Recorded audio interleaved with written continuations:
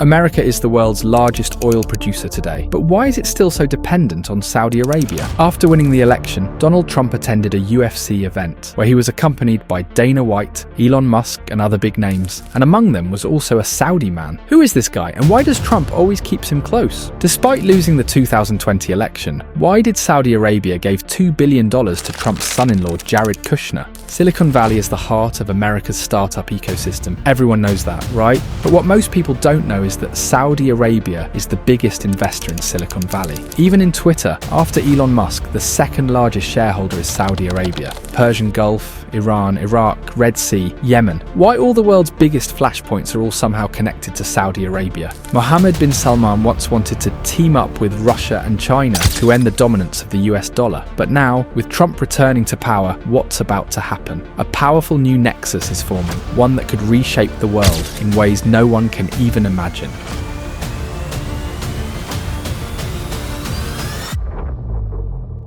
Once again, I would like to request all of you to please subscribe this channel. A lot of effort goes into making these videos, but due to few active subscribers, many videos don't get the reach they deserve. So please do hit the subscribe button and turn on all notifications.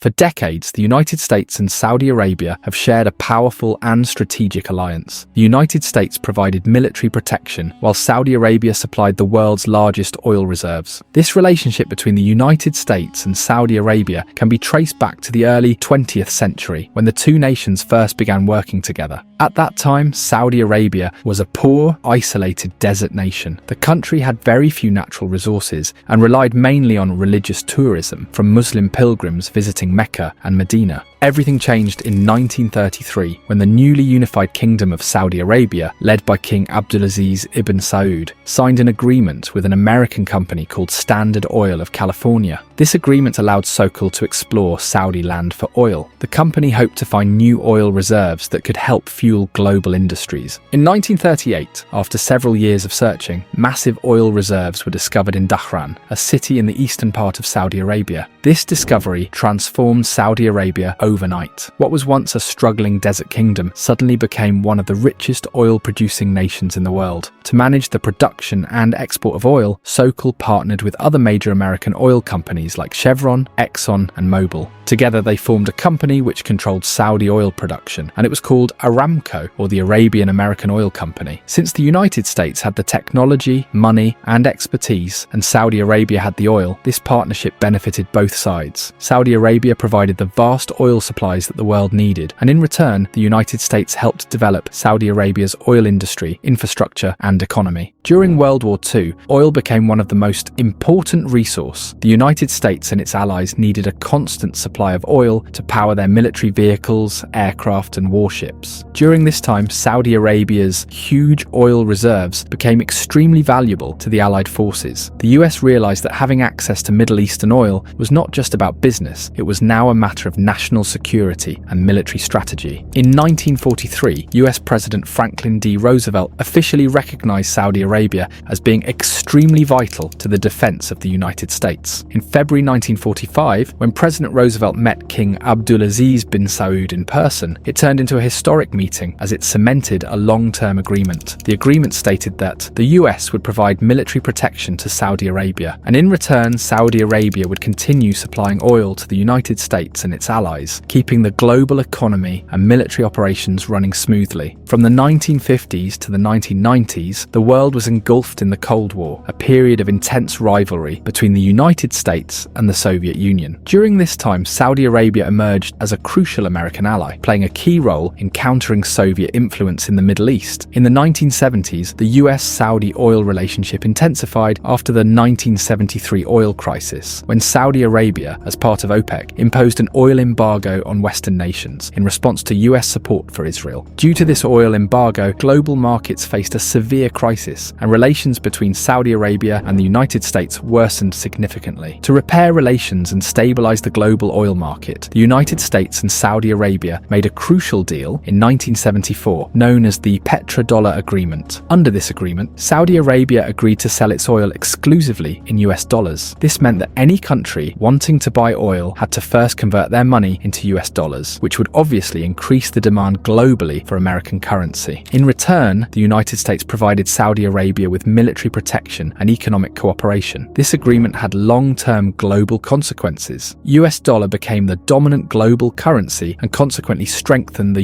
US economy and financial system, giving America greater economic influence worldwide, and at the same time Saudi Arabia secured its military and economic relationship with the most powerful nation in the world. But it was also during this time that Saudi Arabia's geopolitical importance intensified, and this was because Saudi Arabia sits in one of the most strategic locations in the world. Saudi Arabia is situated at the heart of three regions: Africa, Asia, and the Middle East. It is surrounded by key waterways and conflict-prone nations, giving it both power and vulnerability. To the east of Saudi Arabia lies the Persian Gulf, home to the world's largest oil reserves and a region filled with rivalries and tensions. This area includes Iran, Iraq, Qatar, and the United Arab Emirates, the countries which have complex relationships with the United States. If we talk about Iran, before 1979 it was one of America's closest allies in the Middle East. However, this changed dramatically after the 1979 Iranian Revolution. Since then, Iran has repeatedly threatened to block the Strait of Hormuz, through which 20% of the world's oil supply passes, making it one of the most strategic waterways on the planet. If Iran were to block this passage, it would cripple global energy supplies, sending shockwaves through global markets and worsening inflation. Similarly, Strait of Hormuz is also vital for China and India, which depend on Middle Eastern oil for their economies. A major disruption could push these countries to build their energy ties with either Russia or Iran, and this would greatly damage United States' geopolitical influence in the Middle East. To the west, Saudi Arabia borders the Red Sea, a major global shipping route that connects Europe, Africa, and Asia. Nearly 12% of global trade passes through the Bab el-Mandeb Strait, making it another important strategic choke point in the world. The closest country to this choke point is Yemen, which is currently under the influence of Iran-backed Houthi rebels who have repeatedly attacked ships passing through the strait. If Iran or its proxies were to block this waterway, it would severely impact the global economy, disrupt oil shipments to Europe and Asia, and weaken US influence in this region. This is why the United States cannot afford to lose Saudi Arabia as a key ally, as it oversees two of the world's most important maritime choke points. And finally, to the north, Saudi Arabia borders Iraq and Jordan, two nations that play critical roles in Middle Eastern stability and America's military strategy. Iraq in particular remains an area of US-Iran proxy conflict, making Saudi Arabia's role even more important. So this is the geographic importance of Saudi Arabia for the USA. However, this is just one piece of the puzzle when it comes to Saudi Arabia's significance to the United States. While securing global oil routes is crucial, the US-Saudi relationship extends far beyond energy, and this is what takes us back to the era of the 1990s and early 2000s, when this relationship between the two countries reached unprecedented levels of cooperation. In 1990, a major crisis erupted when Iraq, led by Saddam Hussein, invaded Kuwait. This posed a direct threat to Saudi Arabia, as Iraq's military was now dangerously close to Saudi borders. Fearing an invasion, Saudi Arabia requested US military assistance to protect the kingdom. In response, the United States launched Operation Desert Shield, deploying over 500,000 American troops to Saudi Arabia. This was the largest US military buildup since World War II. In 1991, the Gulf War began, with US-led coalition forces driving Iraq out of Kuwait and ensuring Saudi Arabia's security. During this period, the US also established permanent military bases in Saudi Arabia. These bases played a key role in protecting US interests in the Middle East and responding to regional threats. However, the relationship faced a major test after the 9/11 attacks. It was revealed that 15 of the 19 hijackers involved in the attacks were Saudi nationals. This raised global concerns about Saudi Arabia's role in extremism and terrorism. However, both nations remained strategic partners in the war on terror. The US-Saudi partnership further strengthened during the 2003 invasion of Iraq, when the United States launched military operations to overthrow Saddam Hussein's regime. Although Saudi Arabia did not publicly support the war, it played a critical behind-the-scenes role by allowing the US military to use its airspace, intelligence networks, and logistical support. The kingdom also provided financial aid and diplomatic backing to help stabilize Iraq after Saddam's removal, fearing that the war's aftermath could lead to greater Iranian influence in Baghdad. However, after 2010, the relationship between the United States and Saudi Arabia became more complex and challenging.